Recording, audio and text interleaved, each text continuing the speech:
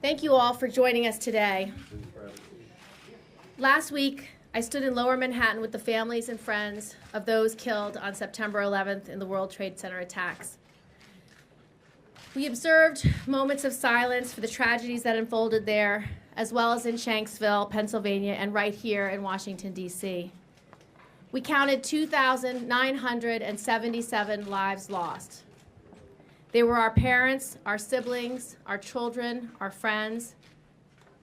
But we are still counting, because the heroes who ran into the towers to save who they could, who worked on the pile so that America might rebuild, and who would not abandon their community in time of grief, are sick, and many of them are dying.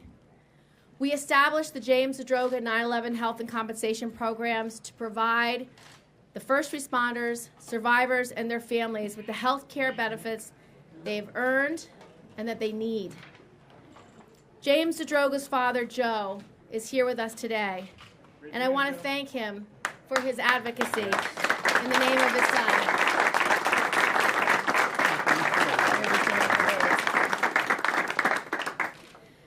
The funding for these programs will run out at the end of this month, but their illnesses, their cancers, will not expire, and neither should their health care coverage. We are here today to once again raise the alarm. We must reauthorize the World Trade Center Health Program and the Victims' Compensation Fund. And we have to do more than just extend these programs for another 5 years. It's time to make them permanent. More than 72,000 responders and survivors are enrolled in the World Trade Center Health Program.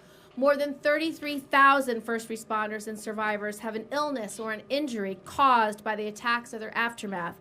More than 1,700 have passed away from 9/11 related illnesses. And just this past weekend, hours after the commemoration of the 14th anniversary of the attacks, we lost 2 more first responders to a 9/11 related disease. So today, hundreds of first responders and survivors are walking the halls of Congress. They're meeting with lawmakers and legislative staff to lobby for the programs that are literally keeping them alive. Programs that are helping to provide for their families since these men and women no longer can. Washington only works when regular people stand up and demand action. We need action today during this national emergency. Participants in the health program live in 429 of the 435 congressional districts. They live in every single state. If we fail to extend these programs, then we will have fallen short of our nation's promise to never forget. There is some good news. The legislation has broad bipartisan support and the support of a very special guest, who you've already said hello to. Jon Stewart was instrumental in passing the Zadroga Act in 2010. Over the summer, when I was on Jon's show for his last couple weeks, he said to me, if there's anything I can do, let me know. I will come to Washington. I will lobby for this bill. Let me know. Well, he's here. He's here for us. He's here for every one of these first responders, and he's here for the entire nation.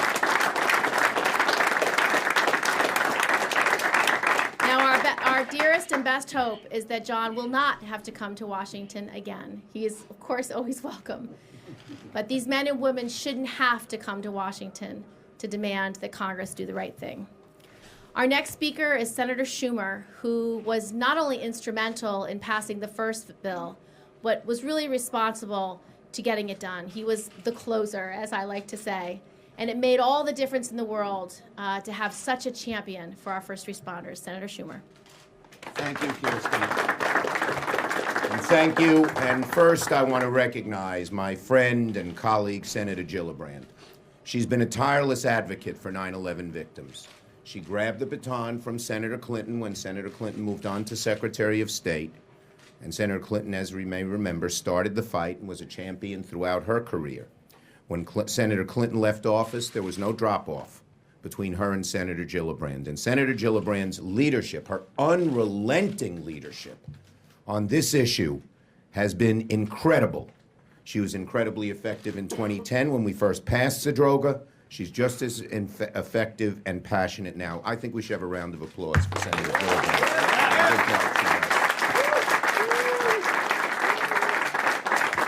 Now, a little over 4 years ago, when we fought in the Senate so that the 9/11 health program finally became law, we prevailed because we had the help of many of the folks in this room. The New York State Federation of Labor and Susie Spilka-Ballantyne. Frankly, we never would have been here without the impassioned words and activism, sometimes the words are a little off color, of John Field and his foundation. There he is. He doesn't have his Tam O'Shanter on today. It's the summer. I guess we'll see it. Hopefully we won't see it in the winter because we'll have gotten this done. And of course, Jon Stewart, whose full-length show on the Zadroga bill helped us get over the line. But most of all, more than any of us, are the first responders who came down here and told their stories. They did an amazing, amazing job. They told of their illnesses, their brother and sister's illnesses. They told it in New York terms, straightforward, right to the point, and it cracked and broke the hearts and broke through to the hearts of so many who normally wouldn't have supported this legislation. And they're here again because we need them again. We wish we didn't. We should have passed this permanently the first time.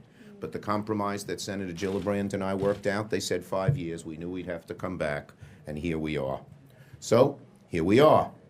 And as was Senator Gillibrand, I went to the memorial this past Friday. And then I went and spent a few moments, more than a few moments, looking at the names near the fountain. I went to touch the people I knew. I saw so many families quietly in mourning for their lost loved ones. And unfortunately, the names are being added every day. Because just as those were lost on 9/11, we are losing those who are heroes. We honor our veterans here in this country. It's one of the few things that doesn't create a partisan divide. We passed a big bill to honor our veterans. Why do we honor our veterans? Because they volunteered and risked their lives for our freedom and safety. They volunteered and risked their lives for our freedom and safety. What did the first responders do on that terrible morning and days after? They volunteered. No one forced them to go. Risked their lives.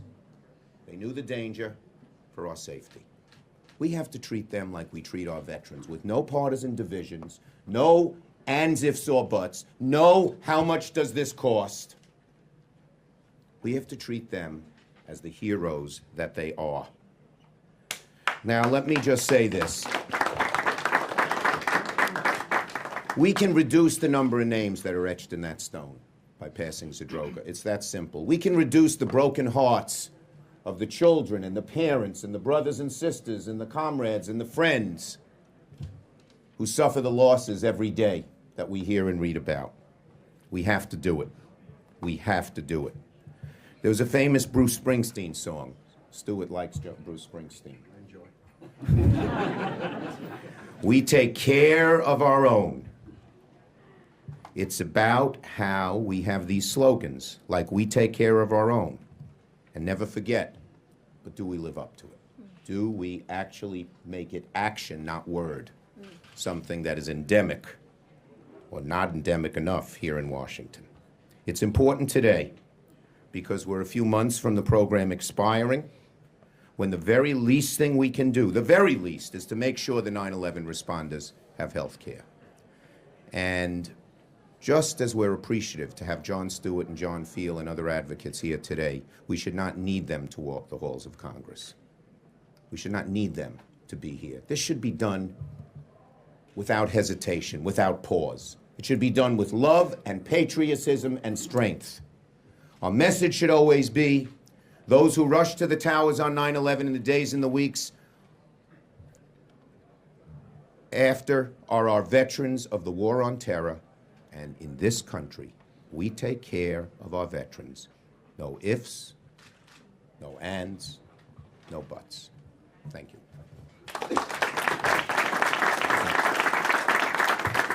Senator Kirk. Is Mark here? Yes, he's here. Come on over, Mark.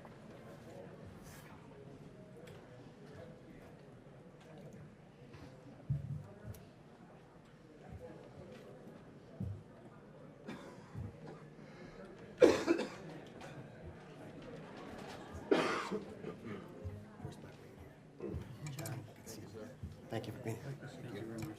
Thank you.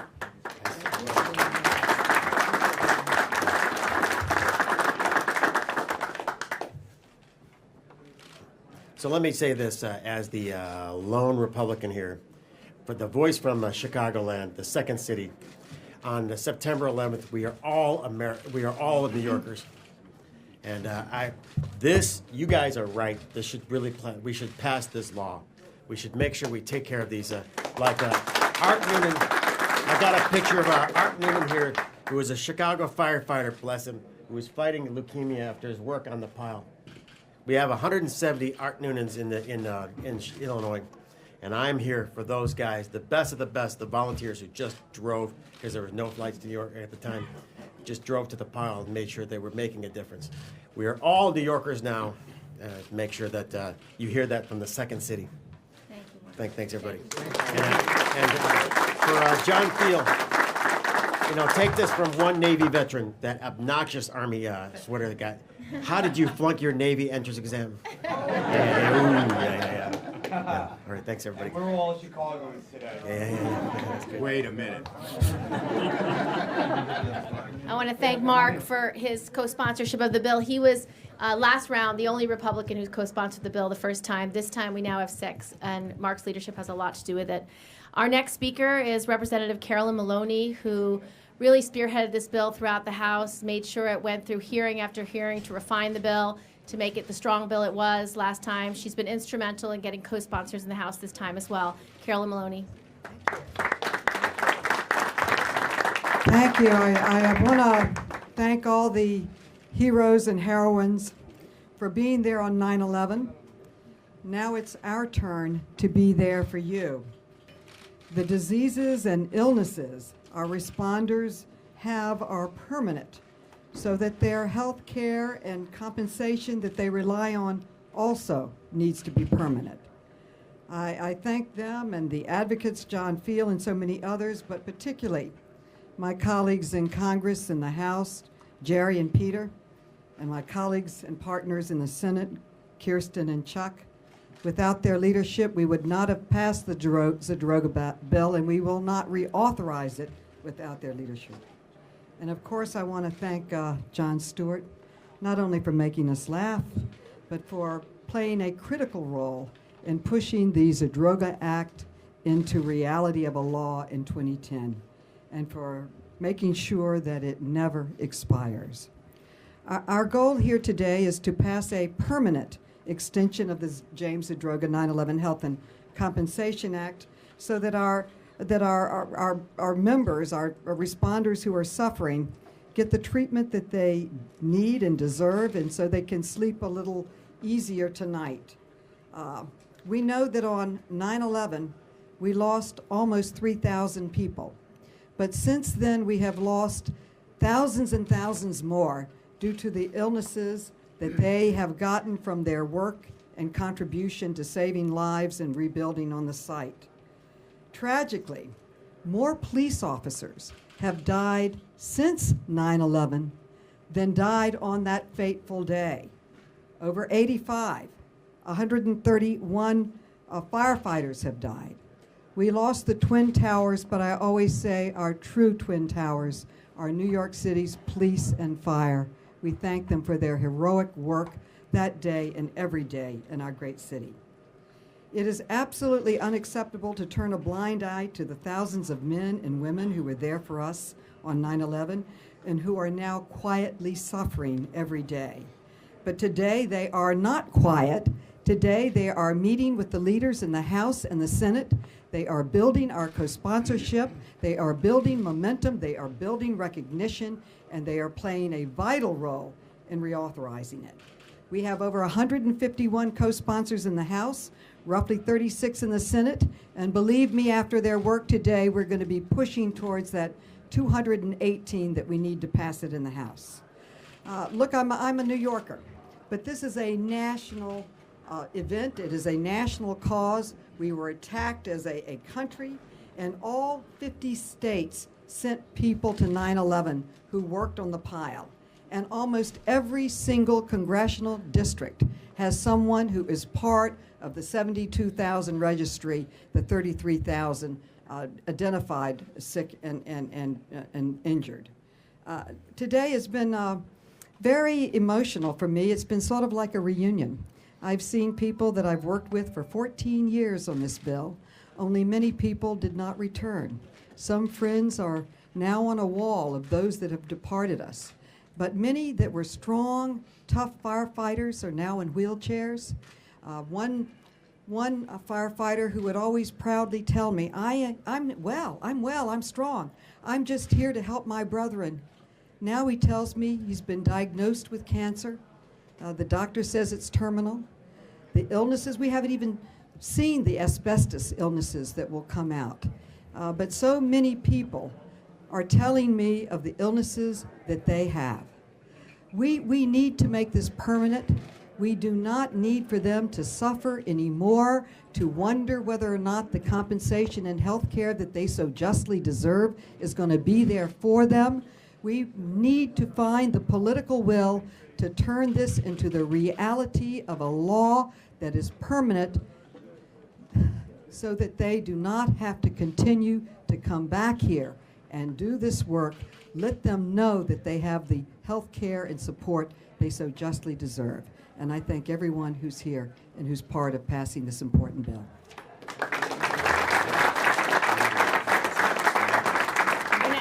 Our next speaker is Congressman Jerry Nadler, who, with Carolyn Maloney and Peter King, really championed this bill in the House, have done an extraordinary job in building a formidable coalition.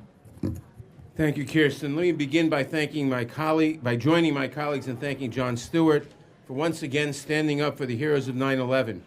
Your leadership means so much to the respondents and survivors around the country who risked everything 14 years ago and still suffer the health effects today. 5 years ago, Jon played a key role in our fight to get health coverage for these heroes, and we are proud to stand with him this morning to keep this fight going until the Zadroga Act is reauthorized permanently. I'm also proud and moved to see dozens of those responders and survivors here today marching the halls of Congress and demanding action on the reauthorization of the Zadroga Act. But a day like today shouldn't be necessary. It shouldn't take dozens of sick responders and survivors walking the halls of Congress asking members not to turn their backs on them. 14 years ago, we rallied behind all of the responders and pledged our support. We pledged we would never forget the events of that September morning or the sacrifices each of you made in its aftermath. We cannot, in good conscience, simply say, well, we remembered for 14 years and that's enough. We must not cut off health support and care for the tens of thousands of survivors because Congress fails to act. This country has a double moral obligation to the responders and to the survivors.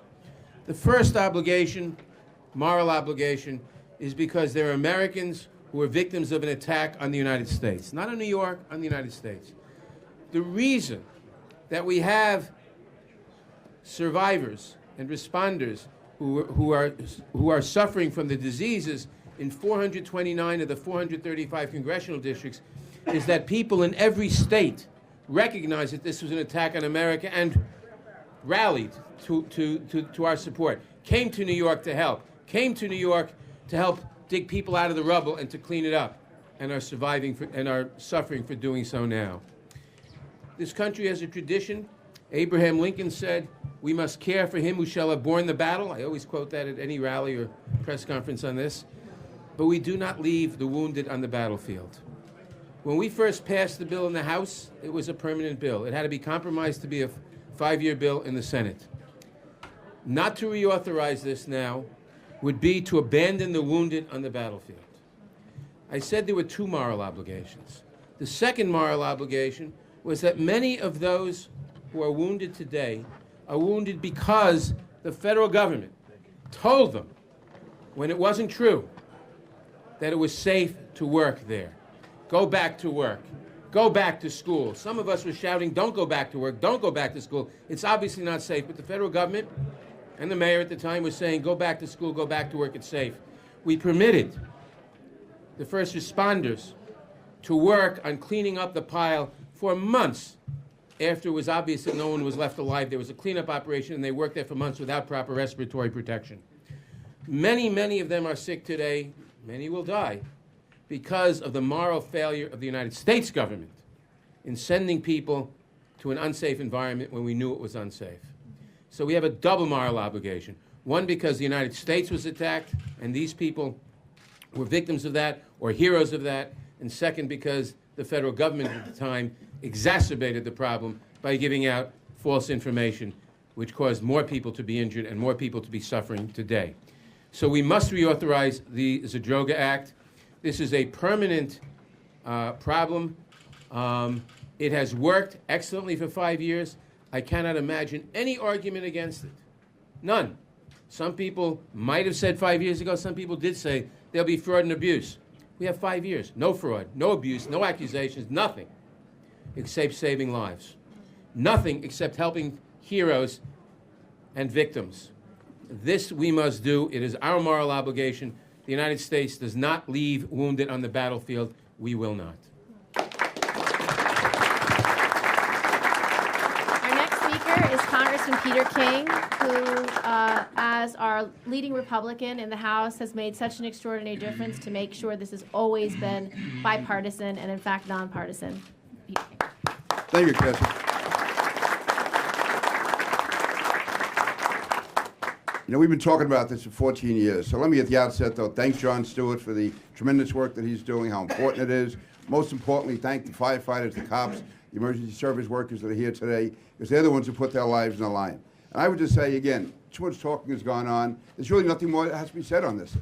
Everyone in Congress loves to stand with firefighters, loves to stand with cops, loves to go to ground zero, loves to stand and talk about how much they cared for those who put their lives on the line. Well, the time for cheap talk is over. The fact is we can't allow men and women to die because people want to look the other way and just pose for pictures. You have Ray Pfeiffer said here, a friend of mine. Now, Ray has stage 4 cancer, he has renal failure, he's had a heart attack. But don't worry about him. He's so tough and mean, he'll live forever. But the fact is, these men and women, seriously, have put so much on the line, and we owe them. Again, as was said, we don't leave people on the battlefield. And these were the first soldiers in the first great war of the 21st century. So knock off the BS. Let's get the job done. Let's pass this in both houses. Thank you.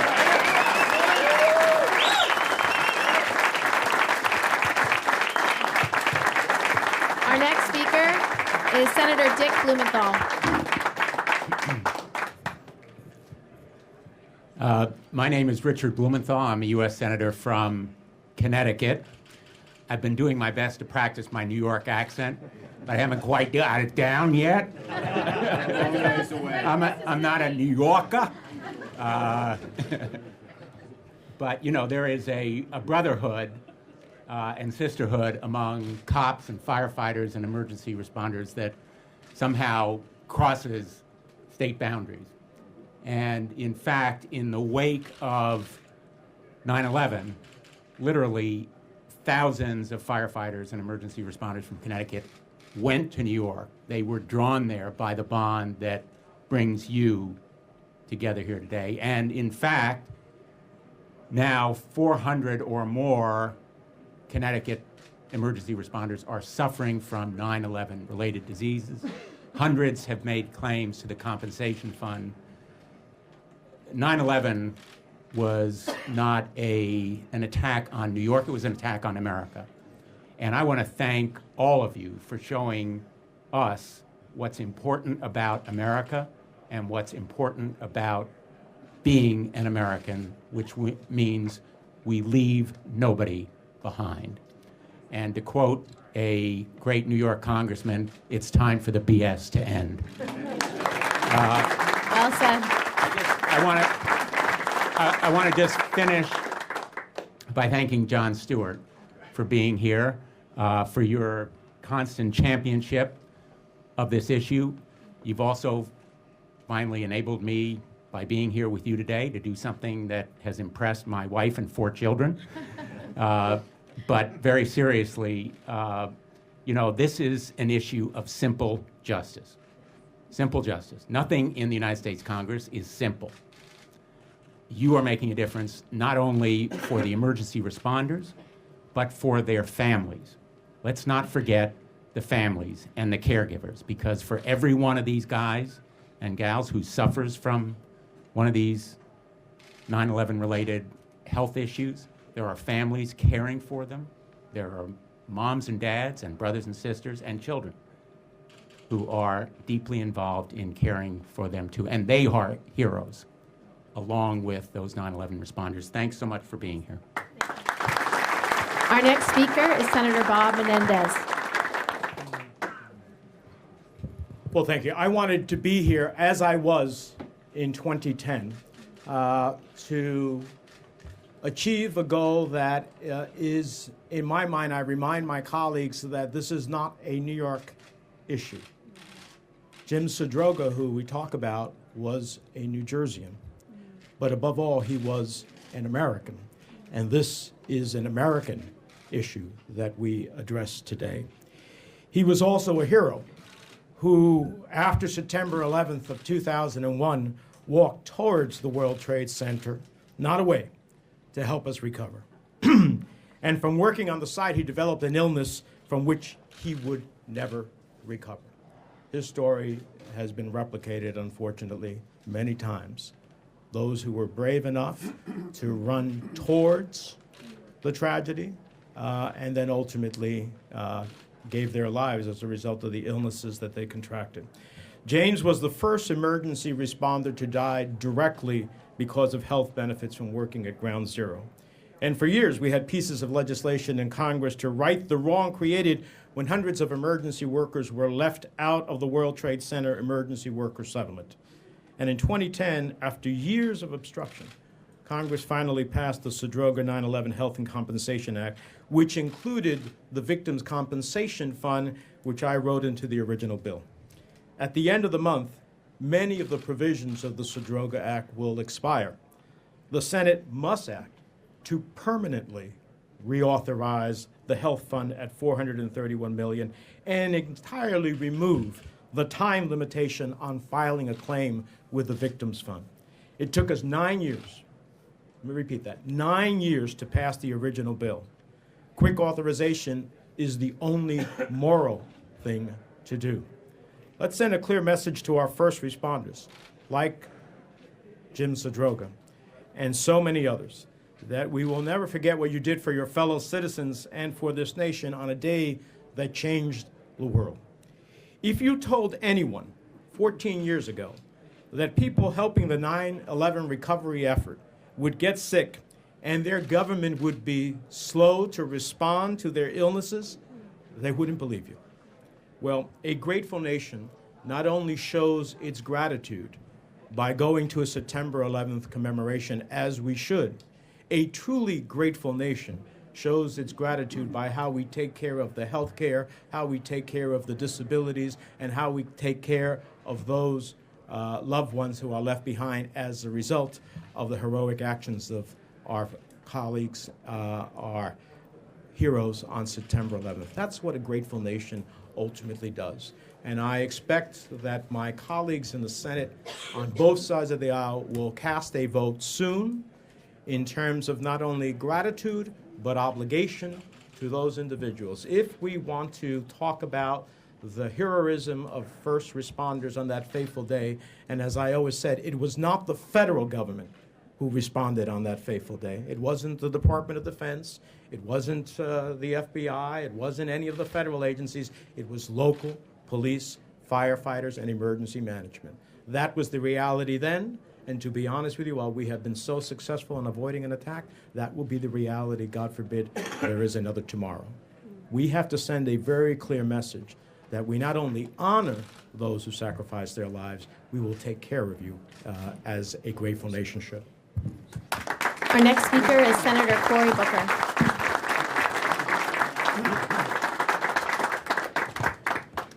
I'm grateful and appreciative of everything that's been said before me. But I just have to say, this is a real shameful press conference. This press conference to me is shameful and insulting. We should not be here today. And most certainly, the first responders standing around me should not be here today. These are men and women who are struggling with illnesses, diseases, cancers. These are men and women who have been through hell for their country. And now they're down here trying to convince a bunch of Congress people to do the right thing.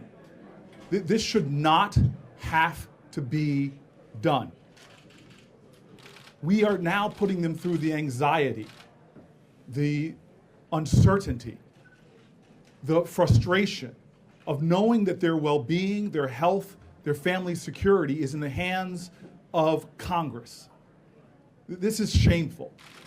And I'll tell you, it was a great man who spoke to issues like this. We are not defined as a nation by what our enemies do to us. We're defined as a nation by how we respond. These men and women showed that greatness. But as a great man said, named King, we must repent in this day and age, not for the vitriolic words and violent actions of the bad people, but the appalling silence and indifference of the good people. These are good people around us. They showed their willingness to act. They showed their courage, and they showed their honor. They should not have to be here today. It's time that we show the unity that they showed in coming together. We show that in this Congress, and we come together, left and right, Republican and Democrat, to stand as Americans and do right by these men and women. May God bless our country.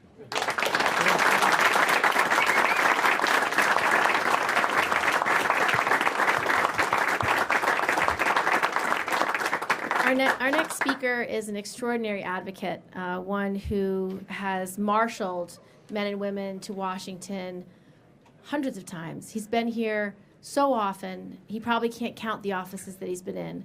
He's someone who speaks passionately from the heart. He's someone who has seen some of his best friends die, and he's a great friend to all of us. Jon Fiel. Yeah.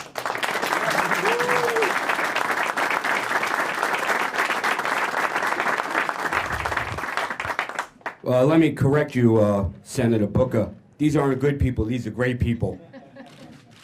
That's why I'm here today, because of these people. That's it. And my other reason for being here is Tyler M. Please come forward. How many more orphans do we have to see? How many more kids have to lose their parents? On 9/11, we blame the terrorists who had evil intentions and harmful ways to destroy America. But when do we stop blaming the terrorists and start blaming Congress and the Senate for their failure to act responsibly for men and women, uniform and non-uniform, like these people in back of me? When is it enough that we have to continue to swallow political bullshit? We are not in the mood, and we're not going to take it no more. We begged 5 years ago, and today we demand. And as for Jon Stewart, he was a great addition to our team. He fit in like everybody else. He didn't stand out. He did his job. And for that, I'll be forever grateful. John, I'll mow your lawn for the next 20 years if I have to. And we cannot thank you enough. Thank you, and God bless you all.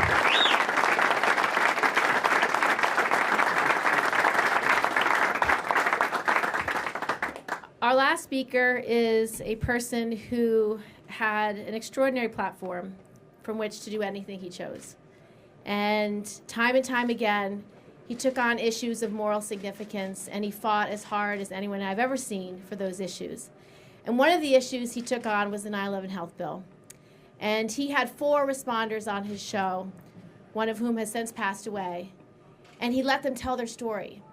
It wasn't a show with humor. It wasn't a show with movie stars. It was a show of our heroes and what they were going through.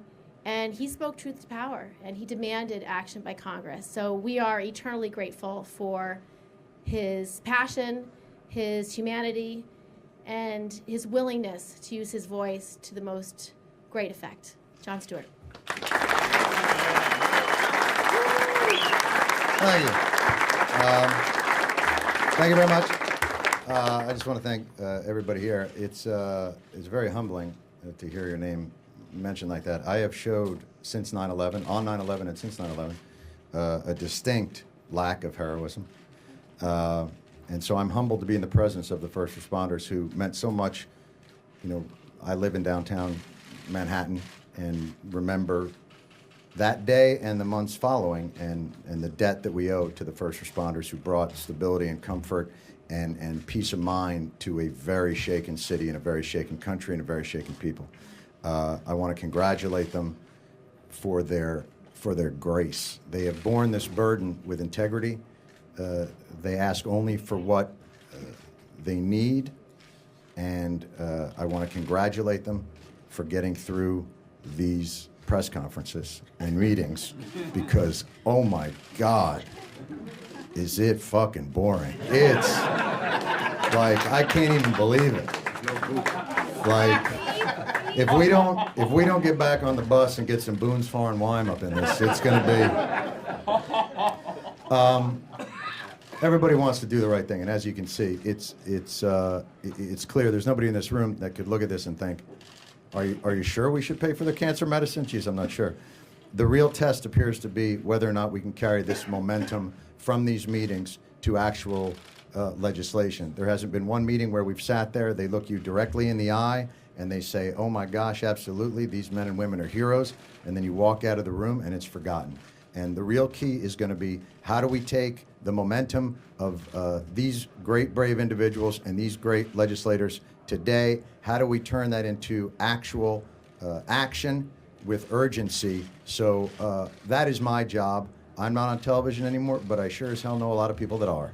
And at a certain point, there are a lot of congressional doors that are closed because those individuals do not want to be shamed publicly.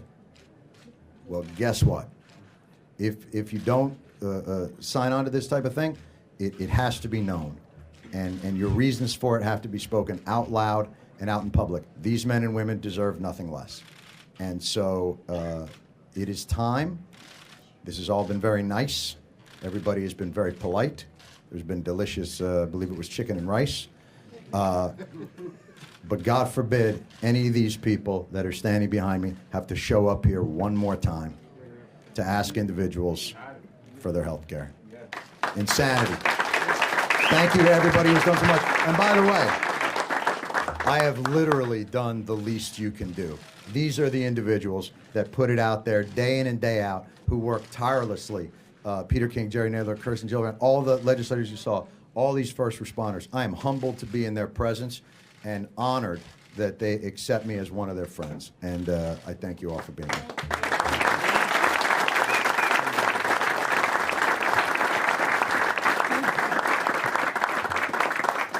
We're happy to take one or two on-topic questions.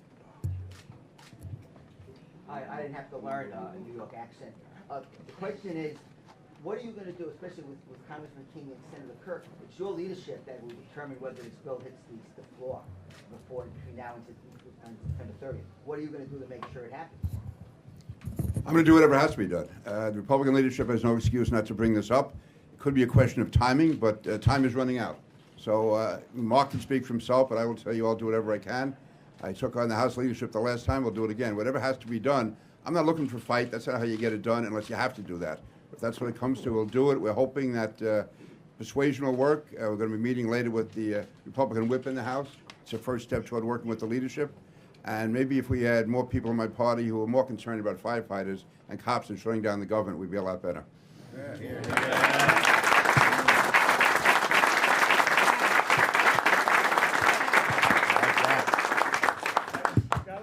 Off the record. Well, did the Go ahead. did the first responders meet with Boehner's office? And I don't think so, but they are meeting with Senator McConnell today, which is extremely gracious of the majority leader, so we're very grateful. one or two more. Go ahead. Senator Gillibrand, you mentioned the question of this being a permanent program, and I think Congressman Nadler brought up questions about fraud. Are those the main sticking points in terms Yes, of opposition? it seems to be, and it's really only on the committee staff level, that there's an interest in a shorter bill and less money, but the reality is these diseases do not expire. Their health care should not expire. As you know, cancer has to be renewed every 5 years. If you have cancer, your doctor has to renew it. So your medicine, you know, it makes perfect sense that this would be a 5-year bill. You know, these guys, they'll let you know. Sorry about that. One or two more. Any room for compromise on that, or you? No, it has to be permanent. The level of commitment these men and women have shown by coming here time and time again is extraordinary.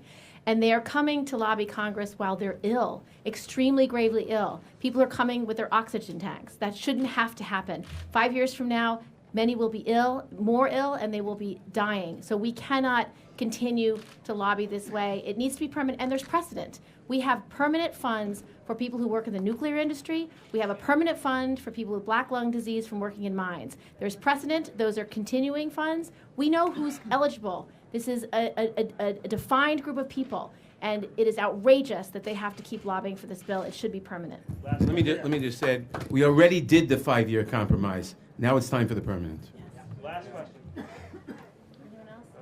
Is there a price tag? CBO is scoring it now, but we will have it paid for, as we did last time. Thank you so much. Thanks, everybody.